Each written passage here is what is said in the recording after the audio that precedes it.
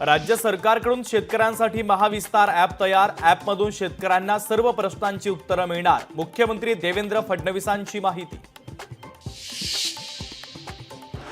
Bogus बियाणांचे प्रकार रोखण्यासाठी सरकारची कठोर पावलं। प्रत्येक कृषी केंद्राच्या बाहेर लिंकिंगचा बोर्ड असेल। लिंकिंगचा गैरवापर केल्यास कारवाई करणार, फडणवीसांचा इशारा। शेतकऱ्यांना कर्ज देताना सिबिल स्कोअरची मागणी होणार नाही, तर शेतकऱ्यांकडे सिबिल स्कोअर मागणाऱ्यांवर कारवाई होणार, देवेंद्र फडणवीसांची माहिती।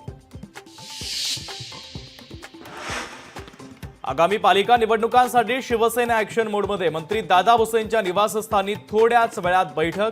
उपमुख्यमंत्री एकनाथ शिंदे स्वतः मार्गदर्शन करणार।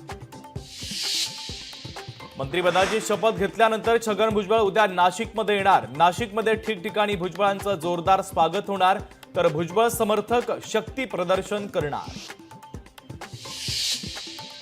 ट्रम्प यांचा विरोध झुगारत आयफोन उत्पादक कंपनीची भारतात गुंतवणूक। भारतातील निर्मिती वाढवण्यावर ॲपल कंपनीचा जोर।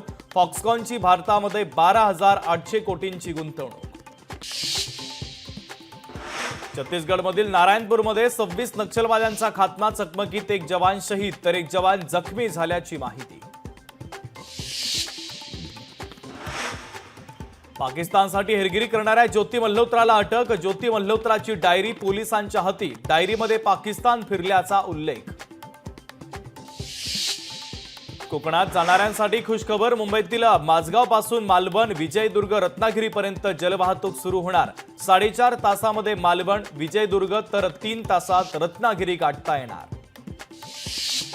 राज्यात ताजही मान्सूनपूर्व पावसाची शक्यता। मुंबई आणि उपनगरामध्ये येलो अलर्ट, तर मेघगर्जनेसह मुसळधार पावसाचा अंदाज।